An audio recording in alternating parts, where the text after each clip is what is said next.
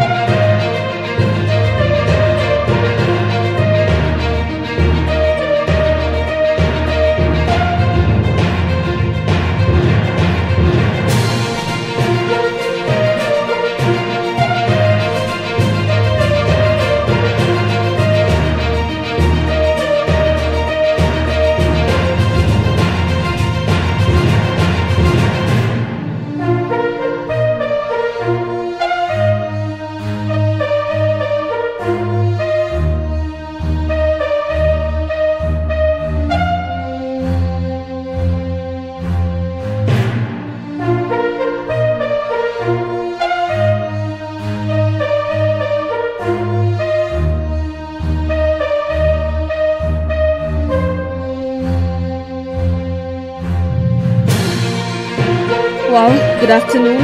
That has just been the President of the Republic of Kenya, President William Ruto, who has just made his entry into the Parliament of Kenya this afternoon, being the 21st day of November 2024, and the President will be making his State of the Nation address. This will be his third State of the Nation address since he assumed power in 2022. And so, our dear viewers, welcome for this live proceeding brought to you by the Parliamentary Broadcasting Unit in conjunction with the Kenya Broadcasting Corporation. And this State of the Nation is just the only agenda in the order of business this afternoon at the National Assembly. Remember, the President is addressing the nation through a joint sitting of the Senate and the National Assembly, popularly known as the bicameral parliament. And in the order of business this afternoon, immediately after the President makes his way into the chamber this afternoon, we'll be having a prayer session, and equally that will be followed by convocation by the Speaker of the Senate as well as by the Speaker of the National Assembly. And the Speaker of the National Assembly will then invite His Excellency the President to make his speech. Then that is, at that juncture is when the President will make his State of the Nation address. And immediately after the conclusion of that, we'll have the House adjourning this afternoon, owing to the fact that the State of the Nation address is the only agenda lined up for consideration by the both houses of parliament. And remember, this State of the Nation address will not be debated today, but has been allocated 4 days, beginning Monday next week, for debate by both houses of parliament. And according to the ruling by the Speaker of the National Assembly, is that the President of the Republic of Kenya will be heard in silence by the members of the National Assembly as well as members of the Senate and the dignitaries present. Our dear viewers, we already understand that among other guests who are accompanying the President for this third State of the Nation address is the Prime Cabinet Secretary, Honorable Musalia Mudavadi, as well as the Deputy President, Professor Kithure Kindiki. So to just take you through some of the expectations during today's State of the Nation address, the President of the Republic of Kenya is required by the Constitution to address the nation through the State of the Nation address. This is the third one since the President assumed power in 2022. And the President this afternoon is expected to outline the successes in his government for the last 2 years that the Kenya Kwanza administration has been in power. We equally expect the probable challenges that have faced the government and the measures that the government will be taking to address some of the areas.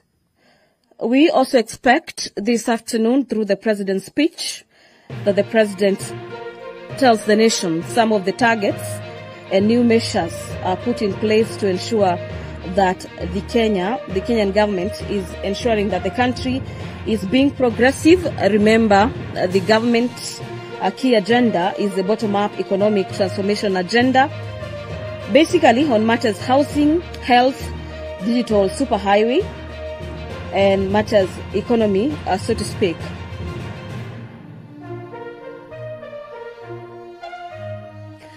The very first State of the Nation address was done on the 1st of 29th of September, the year being 2022. The second one was on the 2nd of the 9th of November, the year being 2023, and today being the third State of the Nation address is happening on the 21st of November 2024.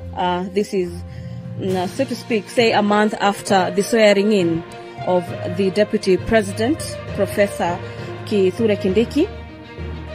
And if you're just asking yourself, what is this State of the Nation address? The State of the Nation address is basically a communication from the President to the nation through Parliament, in which the President of the Republic, here being President William Ruto, outlining the Kenyan current situation, and equally the President will be providing policy proposals for the coming legislative year. So we expect that during this State of the Nation address that is set to take place not after 3 p.m. today. Among key areas that we expect the President's speech to dwell on are health, education, security, as well as the status of the economy and matters to do with probable tax policies.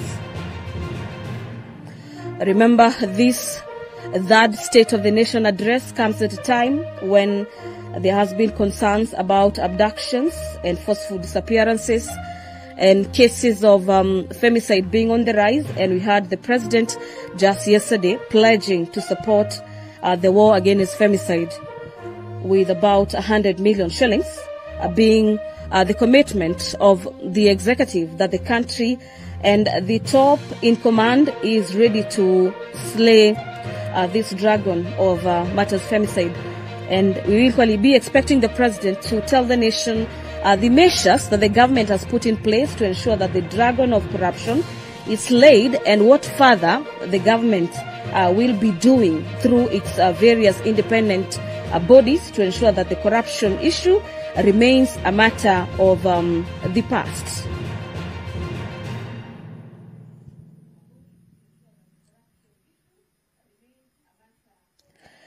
Well, during his last State of the Nation address, the President spoke on a number of issues. They included the steps that will be taken to improve as well as boost matters economy, create jobs. Remember, the country is facing the aspect of unemployment, especially among the youth, and the government having come into power with one of their key campaign agendas being addressing the area of unemployment in the country. We'll be expecting a report from the President in regards to how the country is doing on that area, as well as the steps being taken to further cushion the youth from a further unemployment crisis.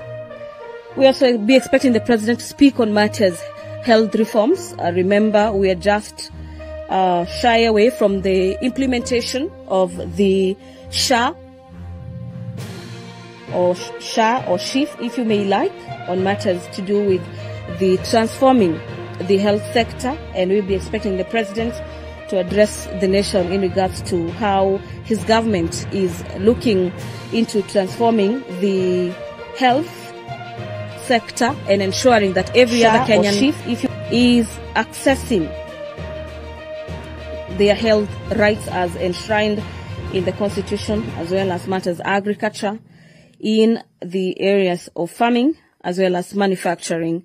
So this afternoon, all eyes, the whole nation is currently watching Parliament of Kenya this afternoon to hear from the President, who is mandated through the Constitution to address the nation every year. This is pursuant to Article 132, subsection 1 of the Constitution. that provides for the president to address a sitting of parliament once every year. And our dear viewers, Article 132 subsection 1B and C further dictates that every year the president is expected to report in an address to the nation on the measures taken to achieve the realization of the national values of the Republic, and equally submit a report for debate to the National Assembly on the progress made in fulfilling the international obligations of the Republic. This report that will be submitted this afternoon is scheduled for debate from Monday next week. Remember, the National Assembly has already adjusted its sittings for the next 2 weeks, so to speak. And among the priority business is the consideration of the President's speech on the State of the Nation address.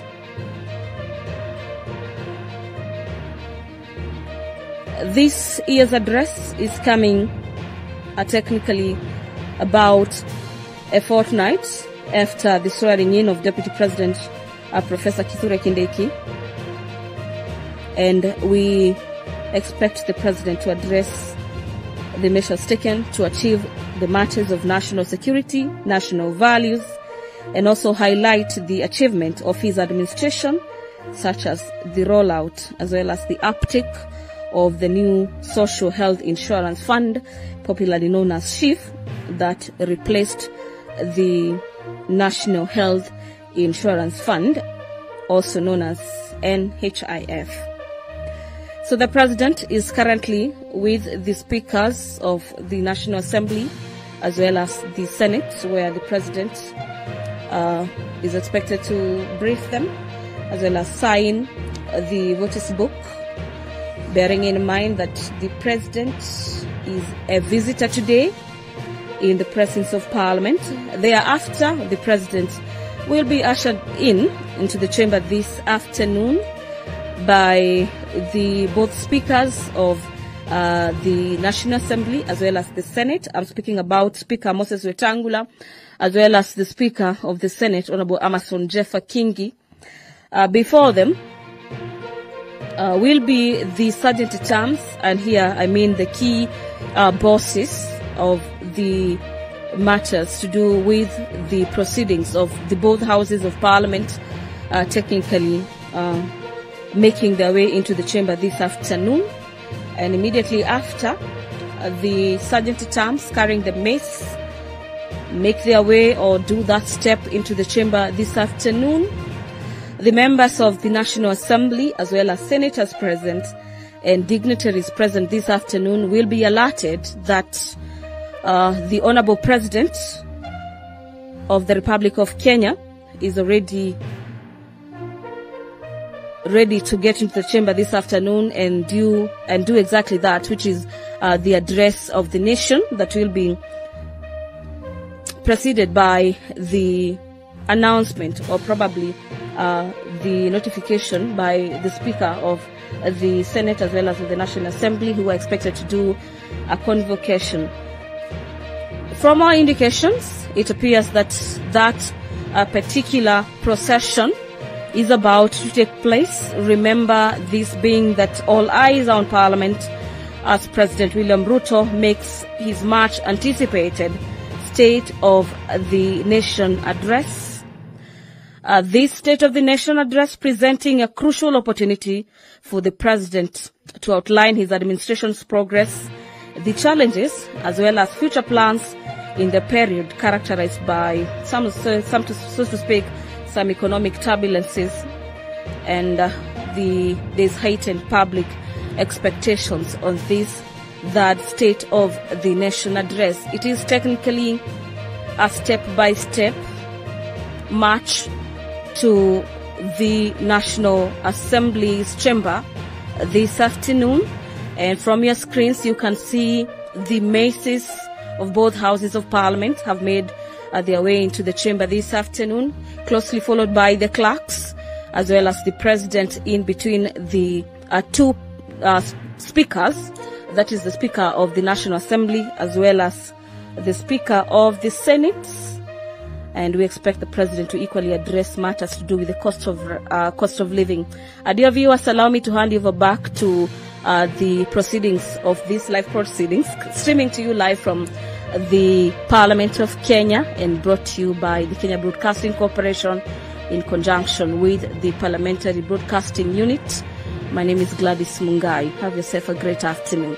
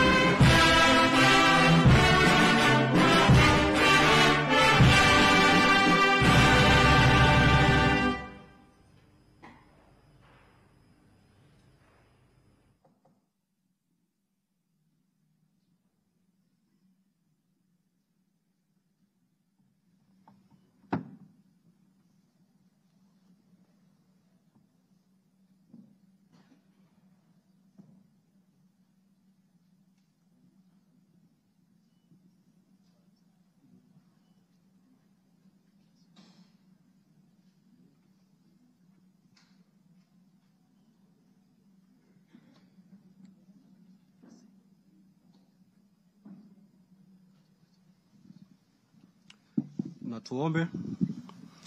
Ewe Mwenyezi Mungu, twakusihi ututazame kwa neema nyingi na baraka, sisi watumishi wako ambao umeridhika kutuita kwa nyadhifa za uongozi katika jamhuri hii yetu. Twakuomba utuajalie tuyatende na kufikiria mambo yote yatakayofikishwa mbele yetu kwa njia ya haki na uaminifu, ili kustawisha amani, ufanisi na heri ya nchi yetu na wale ambao haja zao umezikabidhi mikononi mwetu. Amen. Tuketi.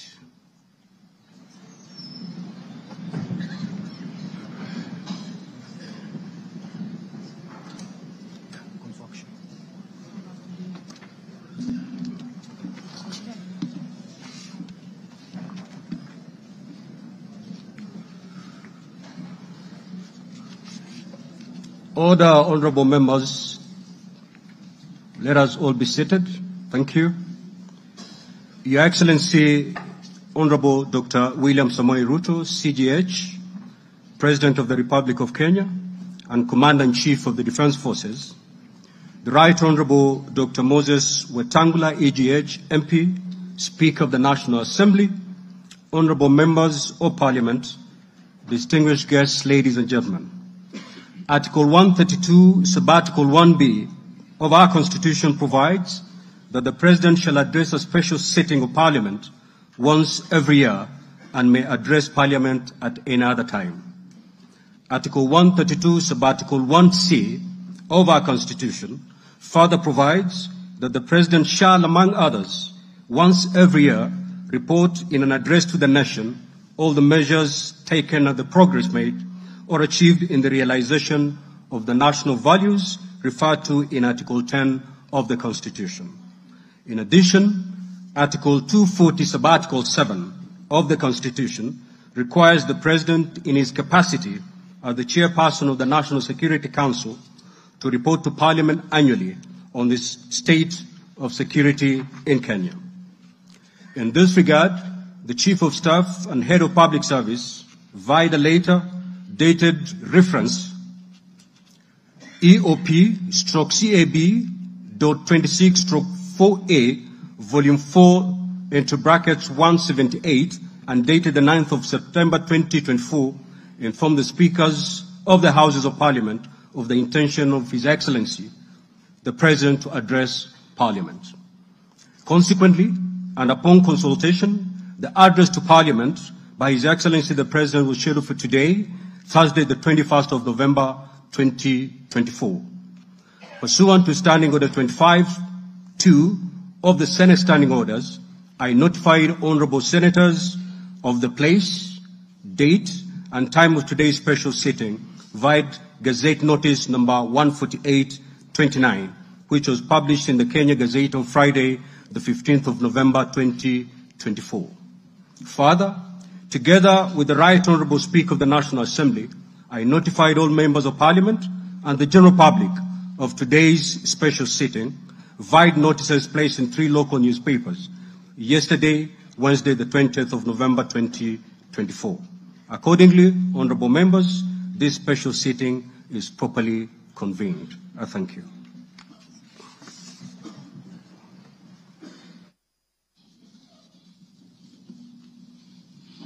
Your Excellency, Honorable Dr. William Samoei Ruto, CGH, President of the Republic of Kenya and Commander-in-Chief of the Defense Forces, the Right Honorable Amason King, EGH MP, Honorable Speaker of the Senate, Honorable Members of Parliament, members of the Diplomatic Corps, distinguished guests, ladies and gentlemen. Article 132(1)(b) of the Constitution requires the President to address the nation once every year and at any other time.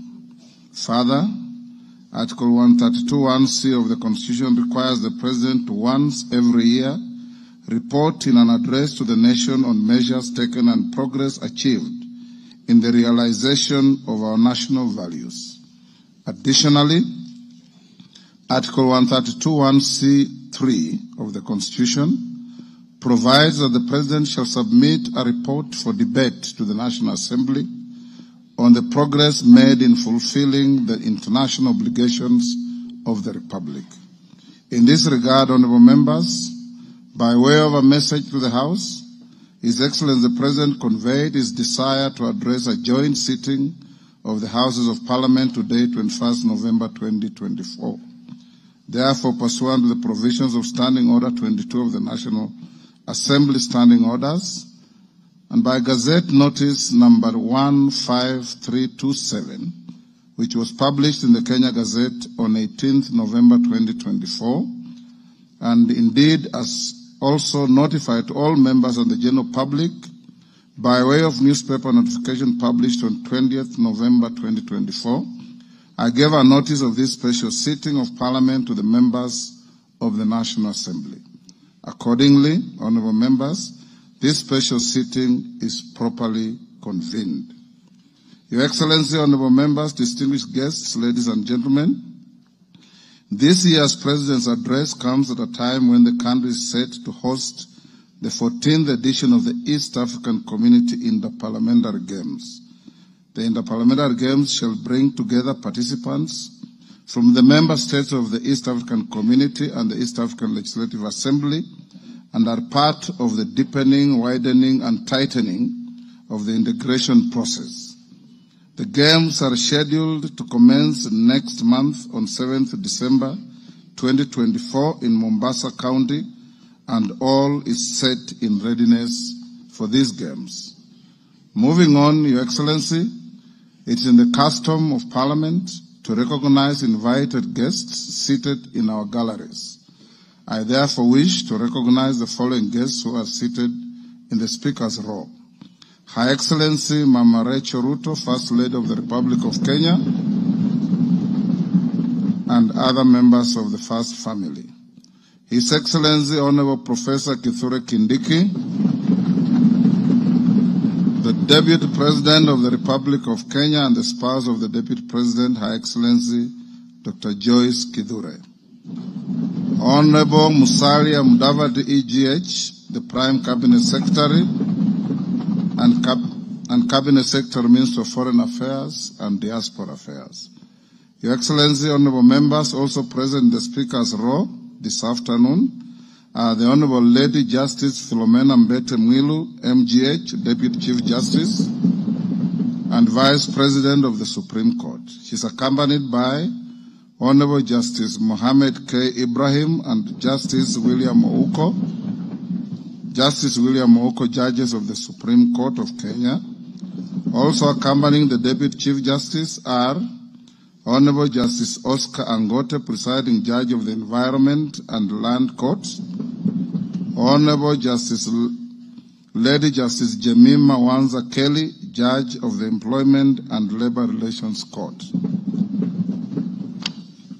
We are also honored to have in our midst the immediate former speakers of the Houses of Parliament, the Honorable Justin Bedan Njoka Muturi, EGH, the Cabinet Secretary for Public Service and Human Capital Development, the Honorable Kenneth Marende, EGH, the Honorable Kenneth Makelo Lusaka, EGH, the current Governor of Bungoma County, Honorable Ekwe Ethro, and additionally, we also are pleased to be hosting a delegation visiting our Parliament from the Republic of the Gambia. Your Excellency, allow me to also recognize the chairperson of the Council of Governors, who is also the Governor of Wajir County, the Honorable Ahmed Abdullahi, and the Honorable Johnson Sakaja, Governor of the City of Nairobi County. May I also accord special recognition to all Cabinet Secretaries present and particularly acknowledge 4 of them who are former ranking members of the Houses of Parliament, namely Aden Duale, EGH, former leader of the majority party in the National Assembly, Honorable Onesimus Murkomen, EGH, former Senate Majority Leader, Honorable John Badi, EGH, Honorable Opio Wandai, EGH,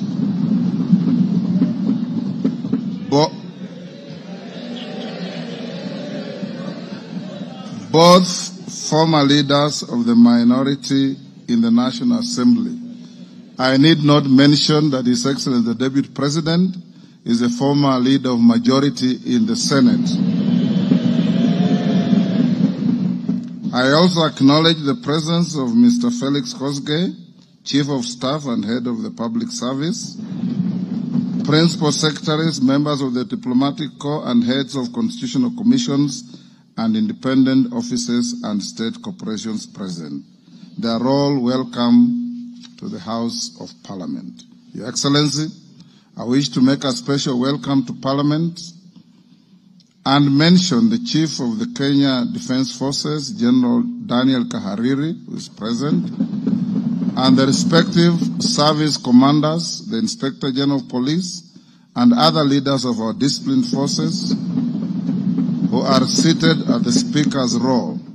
Parliament is grateful for your distinguished service to our great nation. To all invited guests, we say, Karibuni sana kwa bunge letu.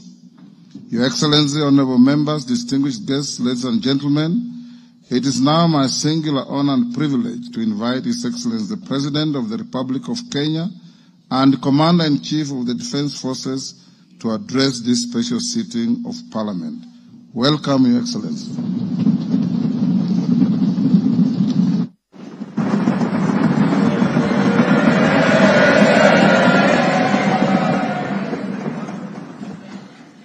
Thank you very much, Mr. Speaker. The Honourable Speakers of Parliament, the Honourable Members, distinguished ladies and gentlemen, I'm honoured to address you today in the fulfilment of the mandate vested in me under Article 1321C of the Constitution to report to you and to the people of Kenya on the measures we have taken and the progress we have made in realizing our national values and principles of governance, and to submit to you, honorable members, the progress made in fulfilling our international obligations. Since my last address, Kenya has undergone rapid change, occasioned by the collective awakening of the people in the understanding that the state of nation depends on the work we do individually and collectively. This realization extends not only to what we choose to undertake, but also to how we go about securing careers, livelihoods, and contributing to the grand enterprise of nation building. There has never been doubt, and now there is none whatsoever, that Kenya is a land of bold ambition, with our citizens always desiring and insisting on the best possible standards, not only for themselves, but also for their families and for our nation. Consequently, our democracy has empowered citizens to ask questions and demand changes in the way their affairs are managed, driving the wheels of our nation's social, political, and economic transformation faster in the direction of excellence and prosperity.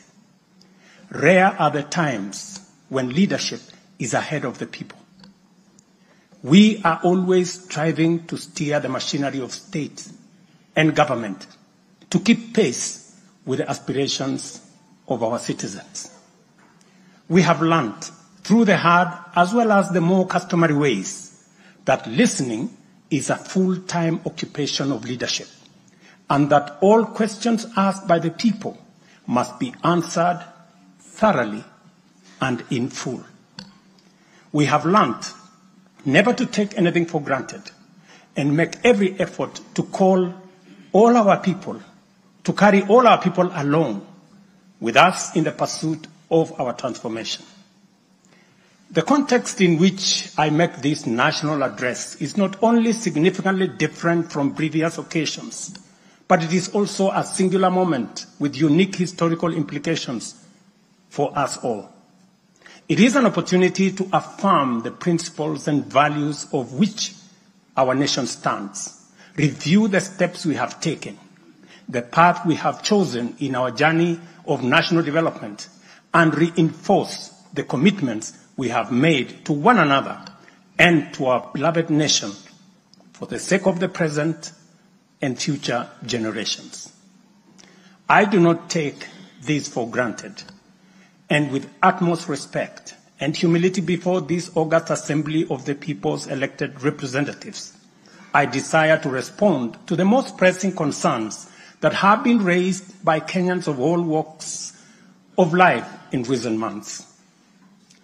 To my understanding, the concerns and issues voiced by millions of Kenyans about the state of our nation deserve meaningful engagement, thorough understanding, and thoughtful response.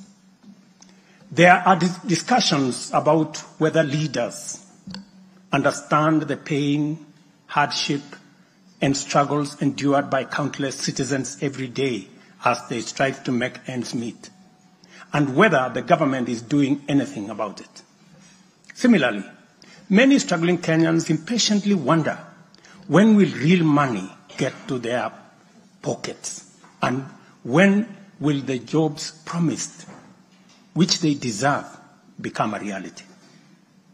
Additionally, there has been conversations about our education system, particularly the transition to the competence-based curriculum, and whether policies in this sector are working for or against Kenyans. Important questions have also been raised concerning the direction of development in relation to democracy, human rights, and fundamental freedoms, as well as the rule of law, transparency, and accountability. Another more direct question that emerges every now and then is whether public policy in this administration is in furtherance of service delivery to citizens or just in aid of political strategy. It is undeniable that for many Kenyans, times are hard and the struggle to meet their daily basic needs remains daunting. It is also true that these conditions have persisted for a number of years now, leading to much frustration and anxiety. Although we have gone a long way to mitigate some of these difficulties, much remains to be done, though we have laid a firm foundation for decisive intervention. I believe that it is critical for us to bear in mind that this administration was inaugurated at an extremely difficult time, characterized by domestic challenges, compounded by regional and global security, geopolitical, financial, as well as climate dynamics. As a result, in 2022, the country's total debt burden was not only immense, but it was also stacked up in the most burdensome manner, leaving very little room for investments in public service or development of critical infrastructure. The prices of basic food commodities soared as a result of a combination of prolonged drought, declining local productivity due to inadequate support, and disruptions in the global supply chain caused by the war in Europe. Kenya faced a crossroads of extremely difficult choices, where defaulting on our obligations would have significantly worsened an already perilous situation, and more borrowing was not an option. It was therefore essential for us to drastically reduce expenditure, mobilize as much as possible resources domestically, and curtail waste.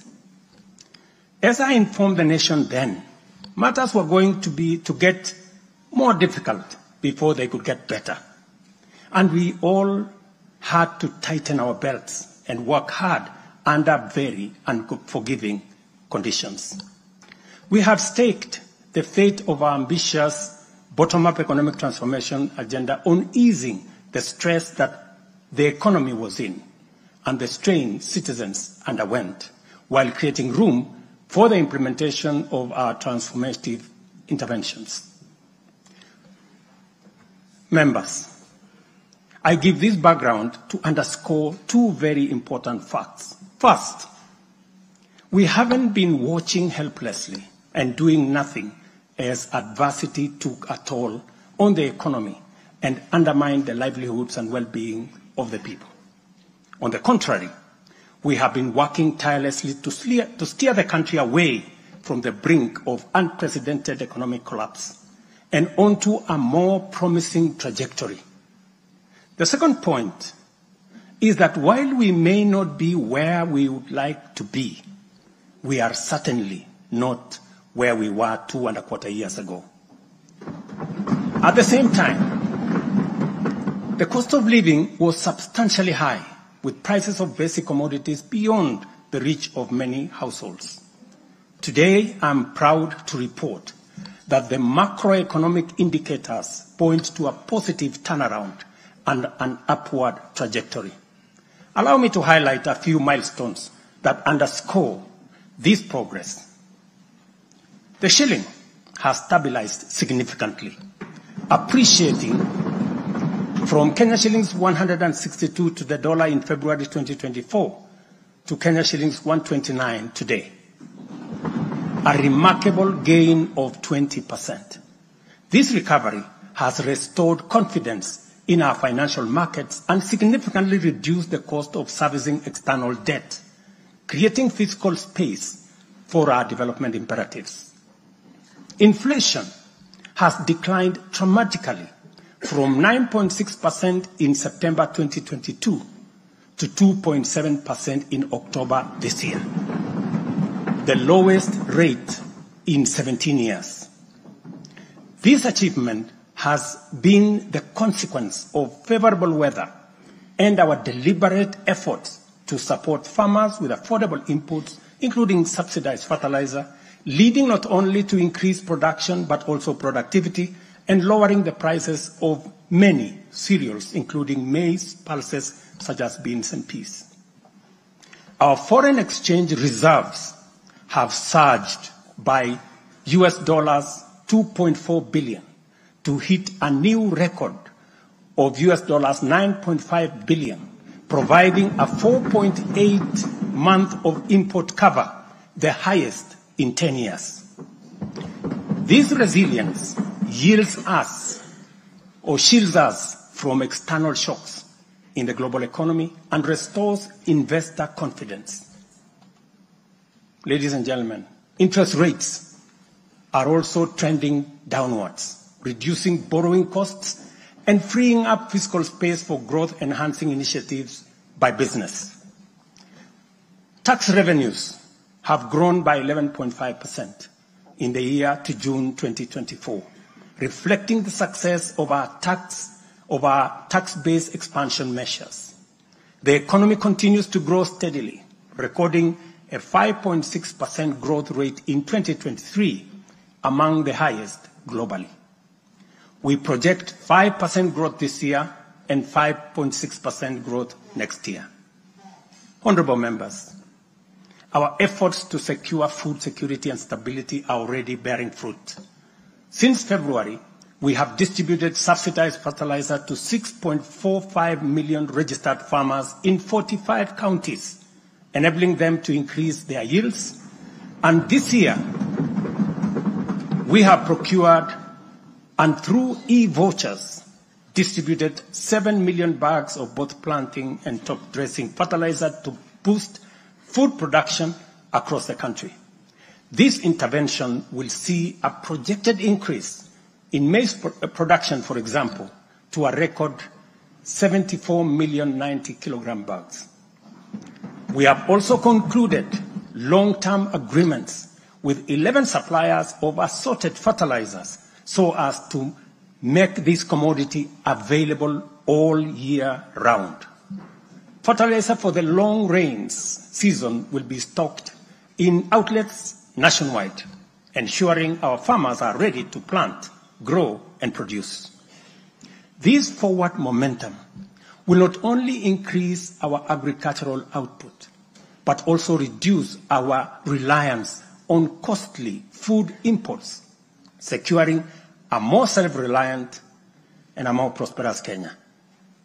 This approach, rooted in my administration's policy to support production rather than subsidize consumption, has already made food more accessible, more affordable to many households. Today, Kenya boasts substantial national stocks. 47 million bags of 90-kilogram bags of maize are in our stores. 8.8 million bags of beans, 10.4 million bags of wheat, and 2.1 million bags of rice. Slowly but surely, we are building a food-secure Kenya, where families need not to worry or worry less about their next meal. In the sugar sector, we have achieved a historic milestone. All 17 sugar factories across Kenya are now operational, producing at impressive levels, while 4 new sugar factories are under construction. In July alone, domestic sugar production reached 84,000 metric tons, surpassing the national monthly consumption average of 40,000 metric tons. For the first time in recent history, Kenya is producing enough sugar to meet our local demand. This success is attributed to many factors: subsidized fertilizer for sugarcane farmers, an additional 500,000 acres that has been brought under production, and improved management of the sugar sector, which have revitalized production and brought the industry back to life. I just signed, as you know, the new sugar laws to provide further policy guidance as we seek to be a sugar exporting country shortly. In the coffee sector, we are on track to increase exports from 51,000 metric tons this year to 150,000 metric tons by 2027. The government has also raised disbursements from the Cherry Advance Fund from 2.7 billion to 6 billion Kenya shillings, complemented by an additional disbursement of 1.5 billion by the Commodities Fund. Average prices at the Nairobi Coffee Exchange have risen by 25%. And in the last financial year, the country produced and exported 48,000 metric tons, earning farmers Kenya shillings 25 billion. Additionally, 320,000 bags of fertilizer have been allocated specifically for the coffee sector. And we will be working with cooperatives to make sure this fertilizer is distributed at the nearest possible destination to the farmers. These interventions are expected to boost smallholder farmer earnings from Kenya shillings 300,000 to 500,000 per acre annually by the year 2027. The dairy sector remains a vital value chain with a quick turnaround impact on households in the economy. The Government of Kenya has released and you members approved 3 billion shillings to modernize the new KCC, ensure farmers are paid on time, and maintain a high price of Kenya shillings 50 per litre. As a result, intake to KCC has increased from 100,000 litres a day to 220,000 litres a day by last month.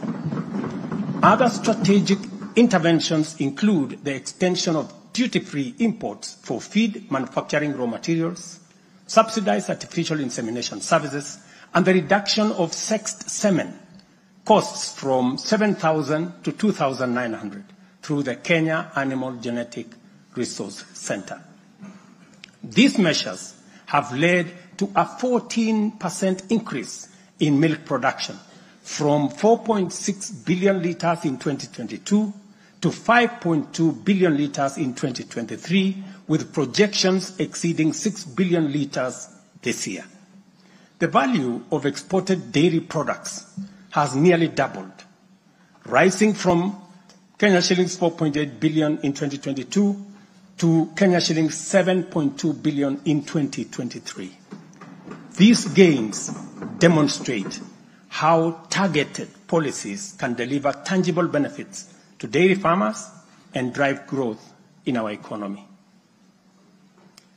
Honourable members, by 2022, the education sector was in a crisis with a lack of clarity in transition to the competence-based curriculum, a shortage of 110,000 teachers, and 23 out of 40 public universities were technically bankrupt and at risk of closure. Among those facing severe challenges were huge institutions such as my own alma mater, University of Nairobi, Kenyatta University, Moi University, Egerton University, Maseno University, Masinde Muliro University. To address this issue in our education sector, we have already hired, as you know, members, 56,000 teachers and are in the process of recruiting another 20,000 by January next year.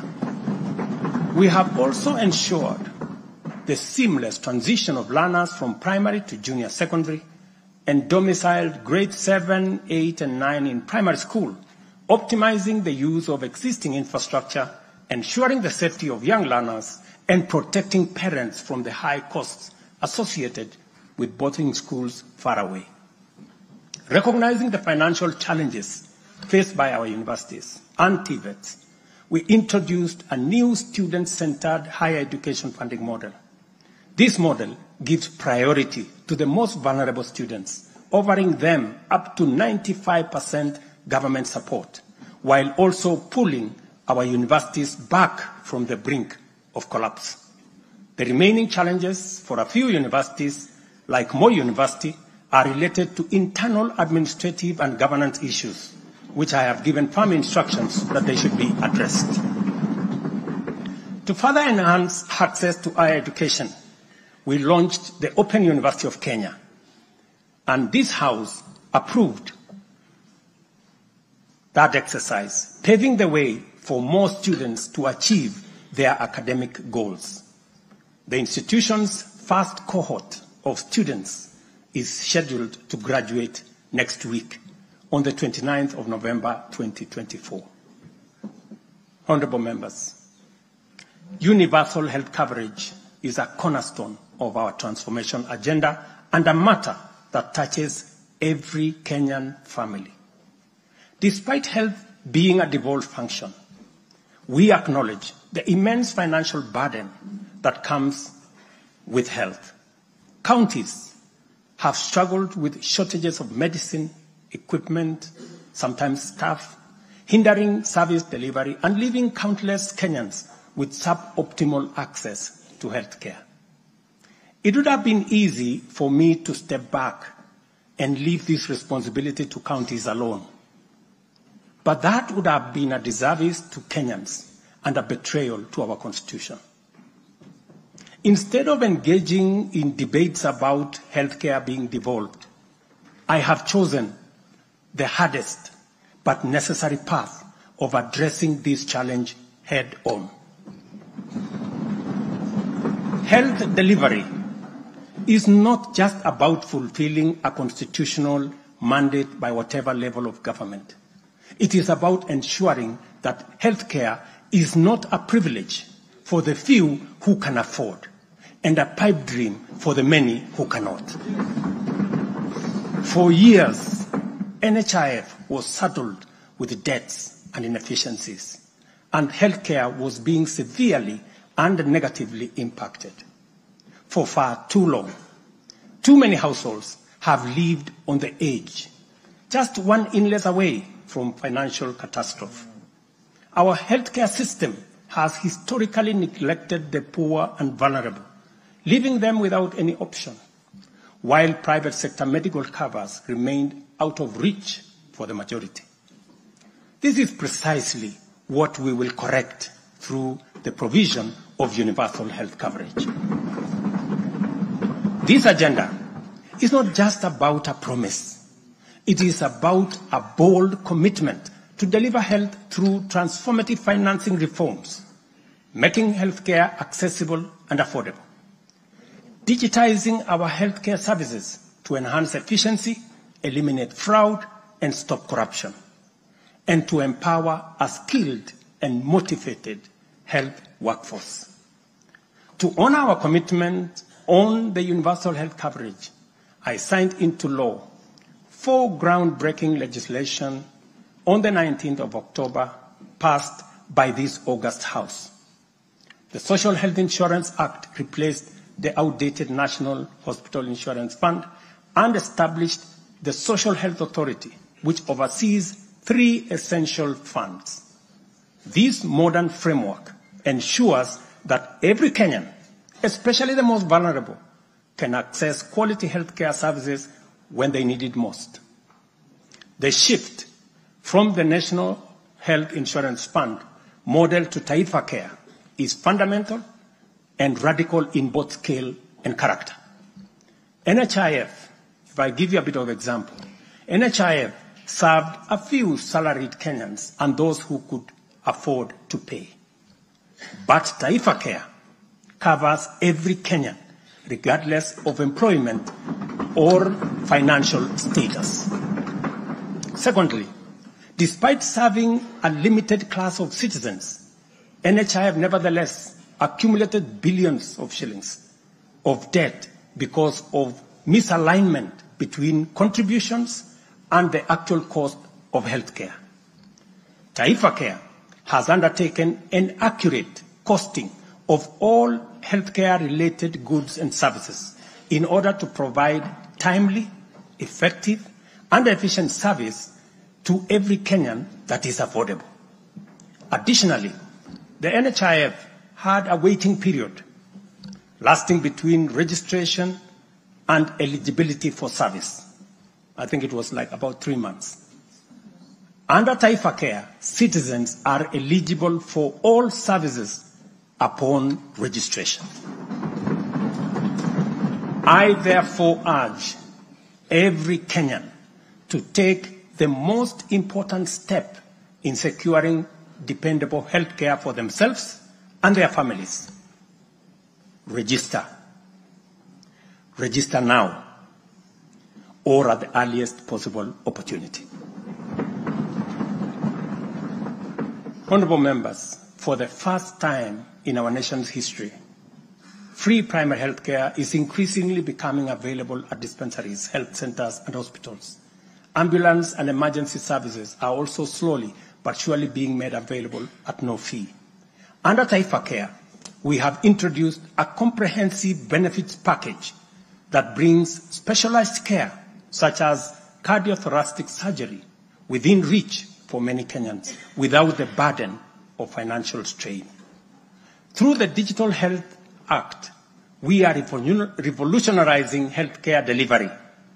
Every step of the process, from registration, eligibility checks, to claims, is now digitized. By eliminating unnecessary human interaction, we are tackling corruption, reducing inefficiencies, and ensuring that resources are used where they are needed most. As a result, the good news, SHA will pay all October claims in full by next week. And it will continue like that going into the future. To date, over 15 million Kenyans have enrolled in Taifa Care, and more than 60% of employers have successfully transitioned into its framework. The newly established Social Health Insurance Fund empowers citizens to contribute towards accessing a broad range of healthcare benefits. This represents a seismic change from the old reactive healthcare model to a forward-looking system that prioritizes prevention and preparedness. Once the transition from NHIF is complete and SHIP becomes fully operational, Kenya will have a healthcare system that guarantees dignity, peace of mind, and equitable access for every citizen for the very first time in our 60 years of independence. Honorable members, we have launched an ambitious healthcare program, one that Kenya has always needed and deserved.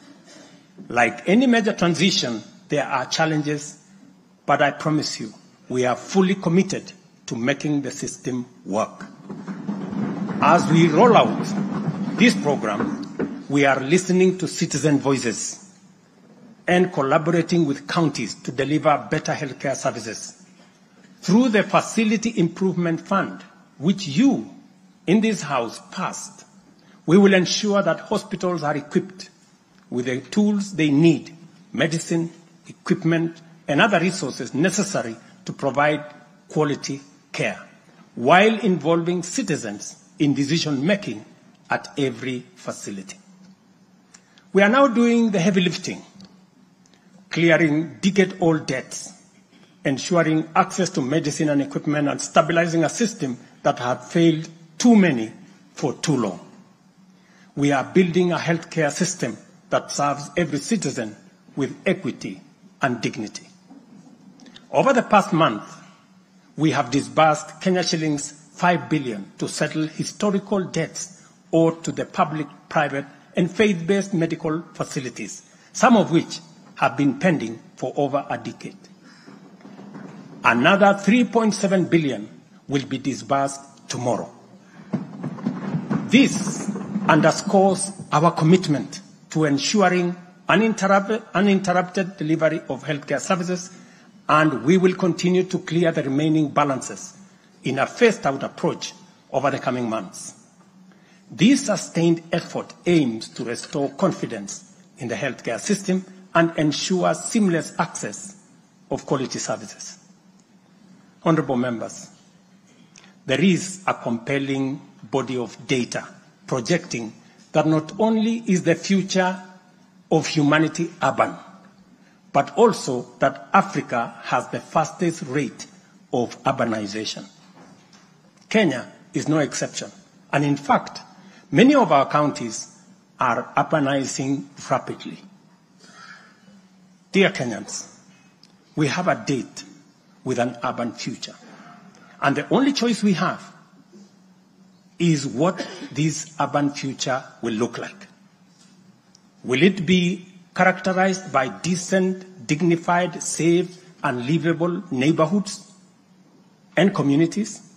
or will it be haphazard, unsanitary, unsafe slum dwellings? This is the fundamental question that our affordable housing plan seeks to answer. Kenya has a serious housing deficit, and the cost of housing is beyond the reach of the majority. While the social and economic efforts of this shortage are far-reaching, rent as a component of the cost of living is unsustainable. People are forced to choose between enduring long, punishing commutes to faraway homes or taking up less desirable spaces within reach. Supplying the number of units required to fill the affordable housing gap requires us to undertake construction throughout the country at the rate of 200,000 new housing units every year for 10 years. Many people have asked why they should be interested in affordable housing projects in rural areas. If you look around, you will witness the signs of our urban future. Land sizes are becoming smaller as the population grows in rural agricultural areas. To protect agriculture and food security from the effects of uncontrolled land fragmentation, urbanization must be planned and must be controlled. And the affordable housing program is therefore a vital component of integrated land use planning and development program that we are implementing throughout the country and in every county. Each unit of housing drives demand for different types of labor, professional services, and materials, bringing laborers, masons, bricklayers, artisans, electricians, and carpenters, as well as architects, engineers, and quantity surveyors, lawyers, real estate economists into the equation. Affordable housing is also a major opportunity for manufacturers, developers, and other industries.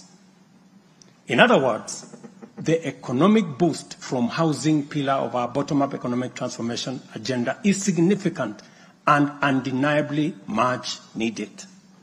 As we speak, affordable housing now directly accounts for 164,000 new jobs created over the past 1 year. Honorable members, today marks a significant milestone in our journey towards providing decent and affordable housing for all. After 2 years of hard work under the Affordable Housing Program, I am proud to announce, and you have seen it in the newspapers, the launch of the sale of the first 4,888 housing units, now in completion, across 21 social housing projects.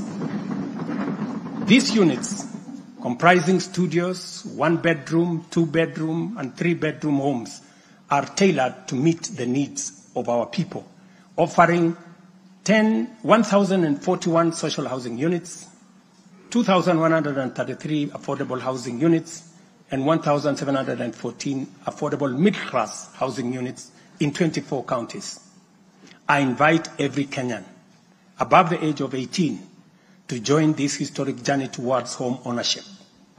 Guided by our principle of fairness, one ID, one house, every eligible Kenyan is encouraged to express interest, visit these developments, view the show houses, and engage with on-site staff who are already too willing to assist. The allocation process will be transparent and equitable, ensuring that every qualified applicant has an equal opportunity to own a home. Honorable members, as part of the government's endeavor to build a nation grounded in intergenerational equity, opportunities, and empowerment for all Kenyans, we have made significant strides in implementing another key pillar of our manifesto, labor migration. This initiative seeks to harness Kenya's abundant human capital by creating meaningful job opportunities abroad, empowering our citizens, and positioning Kenyan talent on the global stage. Since July 2023, we have successfully facilitated employment of 367 Kenyans across multiple countries in a wide range of jobs. These opportunities span professional, semi-skilled, skilled, and unskilled sectors, including positions for nurses, teachers, and chefs. The National Employment Authority, the lead agency driving our ambitious initiative to create jobs opportunities for qualified Kenyans locally and internationally, currently has a role of 560,000 job openings worldwide. I have encouraged many members to participate in this space. Our focus extends beyond destinations such as the United Kingdom, Canada, Australia, Bahrain, Oman, United Arab Emirates, Germany, Saudi Arabia, Kuwait, and Qatar. We are also expanding our reach by actively negotiating bilateral labor agreements with new potential markets, including Russia, Poland, and Jordan. These efforts are driven by our commitment to open up new pathways for employment, ensuring that Kenyans are well represented in the global workforce. In the digital economy, we are expanding last-mile fiber optic connectivity using the extensive Kenya Power Transmission Lines network to the most remote and underserved areas of Kenya, and making significant strides to establish digital and ICT hubs. This has created a foundation for digital transformation, enabling IT economy workers, young digital creators, and entrepreneurs to access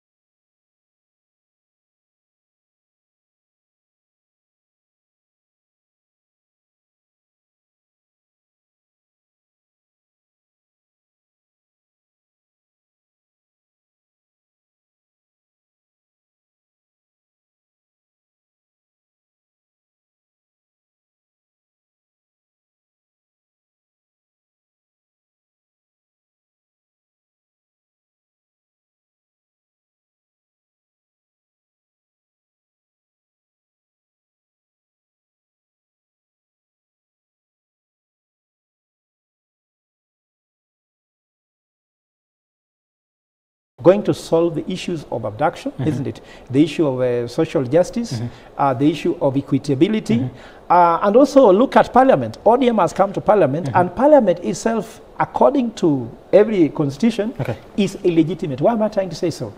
There's no compliance with the gender, isn't it? People with disability. No, the gender thing in Parliament has never been addressed. So that's a big issue. Then, of course, now, how is it important to get... How is it important to get Raila into AU, which is a big national issue? So the president should also outline that. Okay.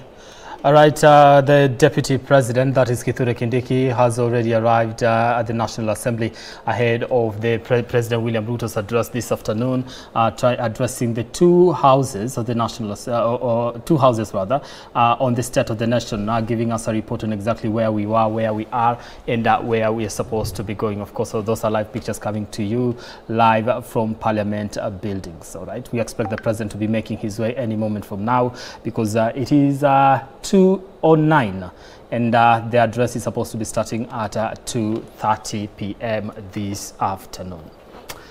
Okay. Yeah, so I was just finishing the issue that Raila will be going for his election in 2025 in February, and it has become like a state project. It's be taken like, even there's a Ministry of Foreign Affairs working on it, there's a budget for it, a jet has been put in place. So we also expect him to tell us that after investing this much, because Raila's leadership at AU is so significant with Kenyan economic, let's say, direction, what can we expect from this? How can we expect? So we expect him to get to address that particular issue? Yeah, because it's a policy. It's a policy. It's been money invested in it. And it's a broad-based government that brought Raila Odinga into government. And this is now by Raila announcing I'm going to AU, you see everything change. The weather changed properly. Now there's a purge in parliament. There's alignment in the National Assembly, which he's coming to. There's alignment in the national government. The former deputy president left because if not Raila, Kindiki could have not been deputy president. Okay. So you see, those are issues that must be addressed because equity. Uniting the nation together. The president has been talking about the uniting the nation.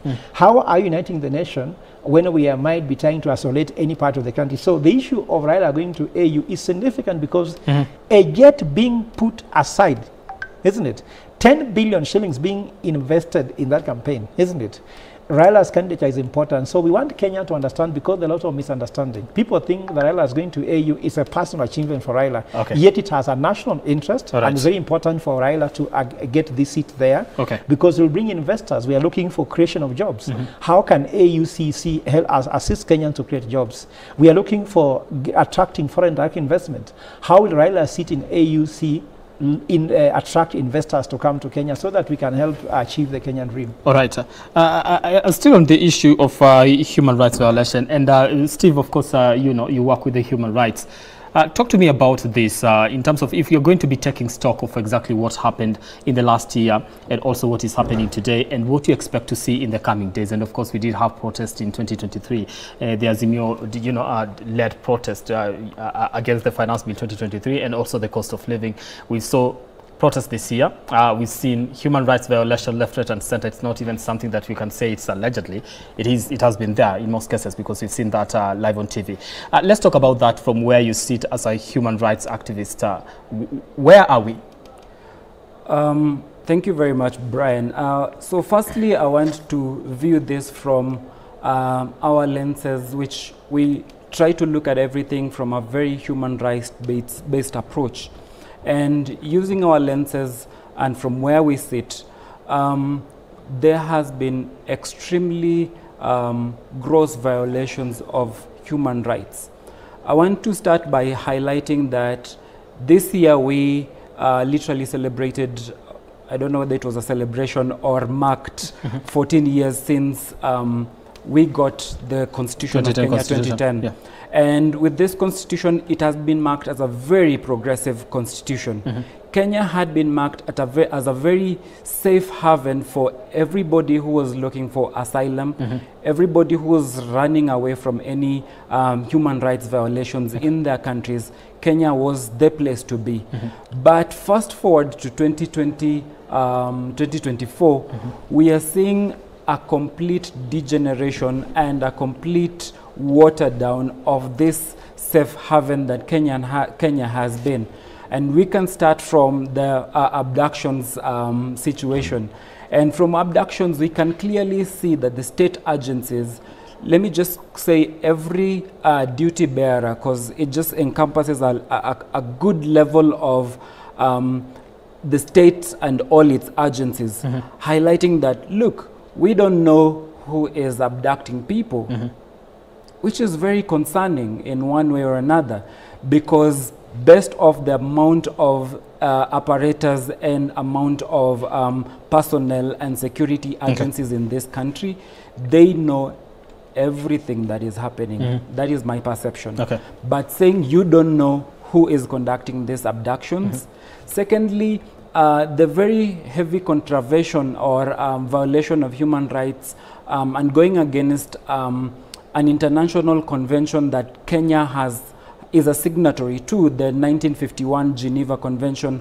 I think it's the ICCPR in terms of just providing asylum and ensuring that the rights of people seeking for asylum in Kenya are highly upheld and protected and advanced. We have seen several high-profile, and even for the local Mwananchi, that people are scared of the Subaru situation. That as long as they pull up, let me use Gen Z language, they pull up next to you, you will literally run for no apparent reason. So we have seen a degeneration of human rights. We've seen very heavy violations, and we'd want to see a remedy to this based off the platform that the government stood on. All right. Yes. And I believe that is a presidential motorcade to some extent, making its way to the National Assembly. Of course, President William Ruto expected to be addressing the nation on the State of the Nation this particular afternoon. There you have it on your screens. Of course, on your screens, you can see that the presidential motorcade making its way to Parliament, where the president is expected to be giving his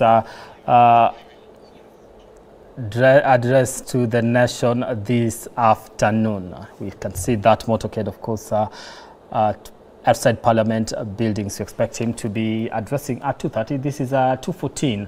Of course, they're supposed to be starting at 2:14, making his way to the National Assembly. He's already arriving there, and of course, there you have it. As you can see him coming out of the vehicle there with different leaders just outside, welcoming the head of state at Parliament buildings for the State of the Nation address, accompanied by the First Lady of Kenya, that is Rachel Ruto. There, the head of state arriving at the National Assembly for the State of the Nation address this afternoon, supposed to be happening at 2:30, 2:15. He's already arrived, being received there by, of course, different leaders and also security forces to make his way to the National Assembly for his address to the nation on which direction the nation is taking, where we are at the moment as far as different issues are concerned, from matters healthcare to matters economy to matters inclusivity, and also what we've just been talking about here as far as human rights are concerned, with different people, having different issues to raise and expecting the president to get to address as he makes his State of the Nation address today. Farmers also have concerns as far as fertilizers is concerned, and also human rights groups like Steve here also having issues that they are hoping will actually be touched on this particular address. Prof, before we cross over to the National Assembly, I just want you to touch on something, real quick. I don't know if you're crossing over this particular moment, because yes, of course, yes, before we do that, on the state of the economy at the moment, there's that particular perception that, the economy is doing well, yet people cannot be able to feel that in their pockets. 1 minute before I cross over to the National Assembly. Give me. Yeah, there's what they call economic growth, which has been projected at 5.2% growth. But that is the revenue the government collects. But economic development is how that money is channeled into goods of life like education, healthcare, cost of living, food, and clothing. So the issue is that the government has not been very effective in deploying this money to people to alleviate poverty, increase employment, look at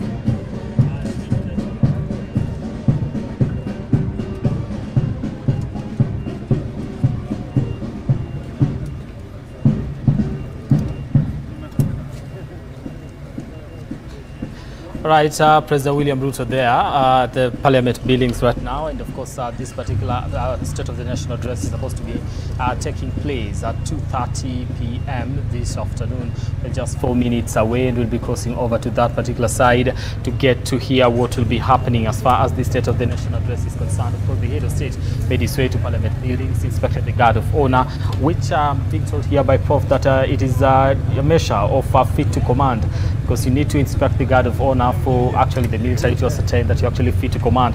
And yes, the president is fit to command as far as this country is concerned. Of course, we want to cross over to the National Assembly, but before we do that, you know, let's talk about what you're finishing your point on the matters of economy, because I know his speech will touch majorly on that and try to say that the economy is actually doing well at the moment. But when you ask the common people on the ground, they have a different view as far as that is concerned. Why is there a disconnect? There's a disconnect because I told you there are two nations. There's the nation of those in power, and they are enjoying it, and there's the nation of those who carry the burden. So when you collect taxes from people, you collect more, the economy is growing in terms of economic growth, which is revenue. And economic development is deploying this money now to do what they were collected to do. And that is what is not happening. It's called resource distribution. So collection is good, very efficient. Like now, I'm being told that all departments, money goes directly to Treasury. Before, if in, for example, you could be a parastatal, you could be collecting some money, you still have the money. It's very efficient. It goes directly to Treasury. But after Treasury, does that money come back to what it was supposed to do? You see, there are so many pending bills. So those pending bills, people spend their money.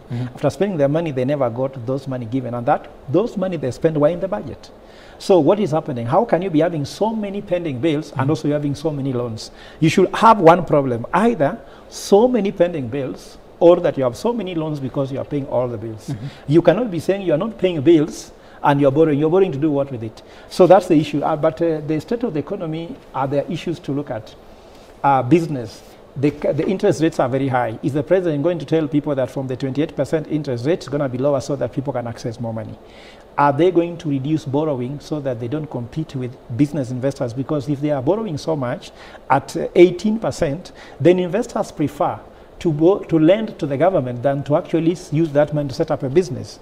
Are they going to reduce the issue of pending bills? Are they going to talk about the issue of adding stimulus in the economy? Are they going to cushion people where there is healthcare, actually having more finance, so that even if you're being taxed, but what is being taxed actually is being catered for the government. And of course, unemployment rate is that 60% of the young people are unemployed, 20% are underemployed, and that is growing at 25%. So we are going to foresee people who are going to retire before they ever work. Can you imagine you reach retirement age without ever seeing a pay slip? For you, you hear a payroll, a pay slip as just a theoretical thing.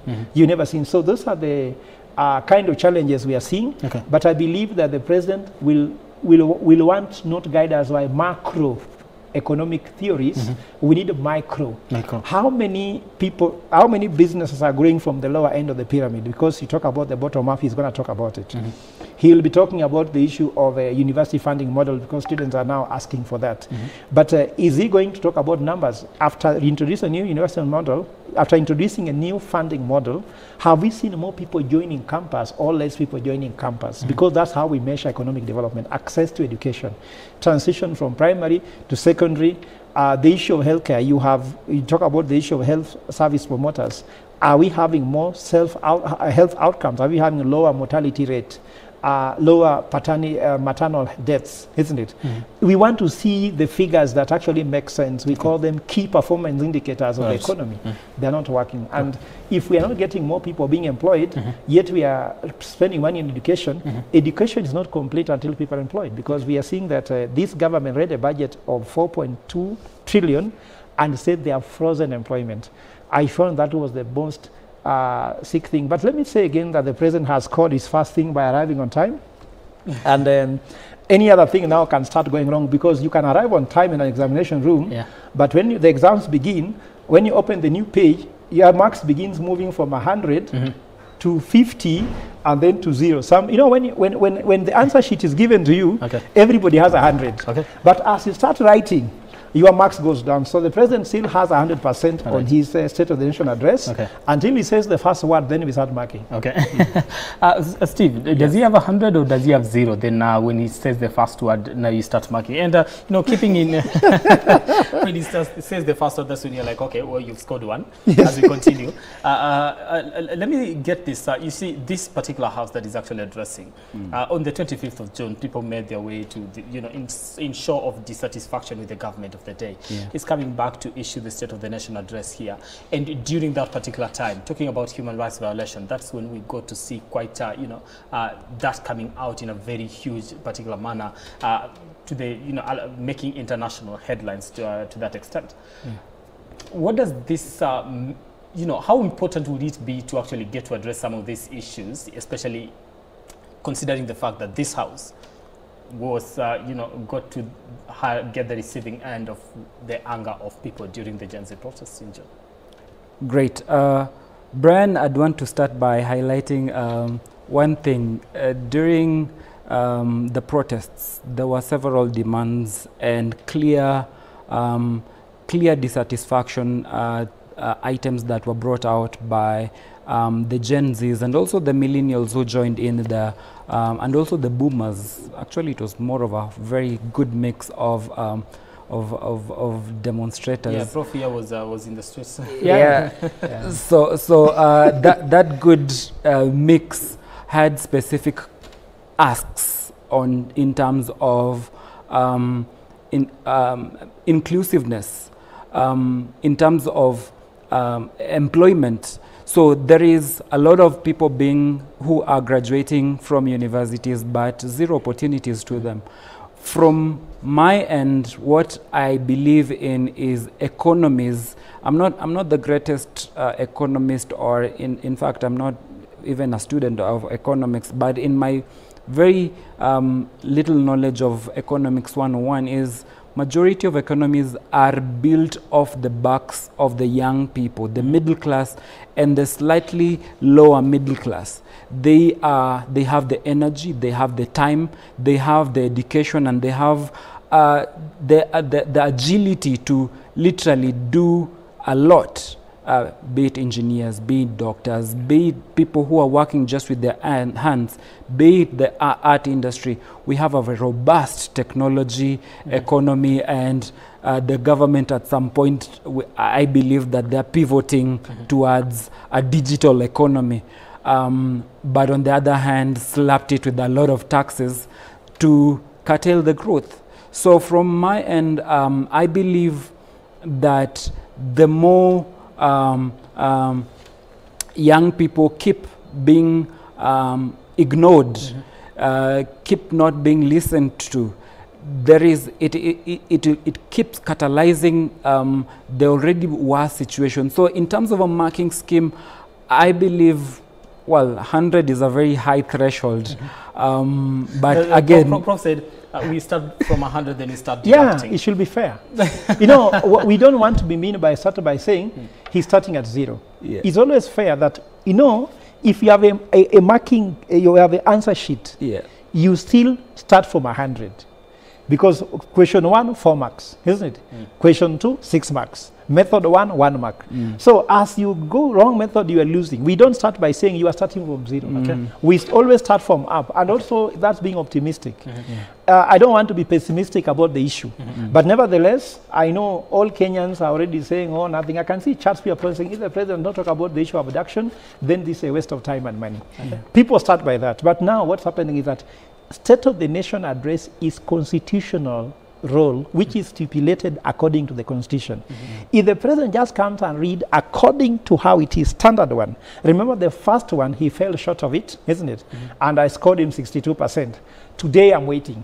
62 was a little bit on high. It's a B or something. Yeah, I'm saying 62% because he was still very new, isn't it? And he was making promise. I've told you, I've given you here, isn't it? But now if I look at 50,000 affordable housing to underway, it is not underway. So you see, you start to score him by the things he said he was going to do. Fertilizer, he scored, and he's still scoring. So we leave it to that. NSSF is not working. The community health promoter is not working. The issue of employment of teachers is not working. Even I've been put in a WhatsApp group of over 20,000 teachers who are telling me I should lobby for them to get employed. So there are so many issues here, but I want to say, what is the Wanjiku State of the Nation address, which you had in Kiambu and Murang'a, and what is this head of state of the nation address? That is PR he's doing, but this is the real state of the nation. So we are waiting whether the president will bridge the gap between where Wanjiku is and where the head of state is. To the extent he bridges that gap, I'll score him. Me, I'm not score him based on what you think. Me, I'm looking at Wanjiku is here and you are there. How closer to you? How closer to Wanjiku are you moving? If you move closer to Wanjiku, then I know now you are the president of Kenya. But if you are moving closer to you, then you are the president of yourself. Understand? So I'm just honest about it. Steve, 36 minutes past 2:30, 37 minutes, I believe. I was supposed to have started at 2:30. You said we arrive on time, then, you know, I think we are now at 90. They're the ones delaying. 97% maybe. Okay, let me come to you. The Social Health Authority, you know, has been a subject of conversation for the better part of, you know, this year. Transition from NHIF all the way to SHIF, and, you know, people decrying and saying this is not working, and also it's supposed to be in the president's address. But to some extent, a lot of people expect that he's going to champion for it and say it's actually working at the moment. Yet people on the ground are not feeling that. How does he get to balance the two? From where he sits as the head of state, the challenges that this particular transition is facing, and just give the nation the surety that, you know, in the coming days, things are going to be better, so that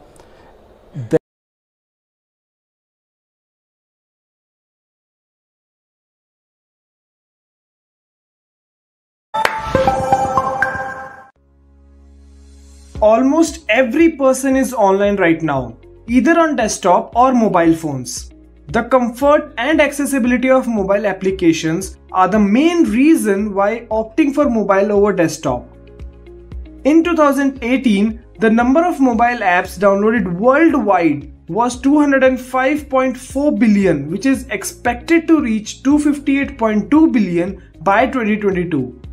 This shift made UI UX designing an integral part of any product-based company. UI UX design is a science that works on improving the user experience and usability of the application. Almost every company, including Facebook, Amazon, and Google, invests heavily in it. UI design is the process of transforming wireframes into a polished graphical user interface. This both enhances a product's usability and creates a connection between the end user and the product. A user experience, or UX, is therefore made up of many user interfaces, which come together in a seamless flow to form a product. The difference between user experience and user interface is that UX is about the experience a user has with the product or service, while UI refers to the aesthetic elements by which people interact with the product. And UX focuses on interaction design, wireframes, information architect, user research, and scenarios.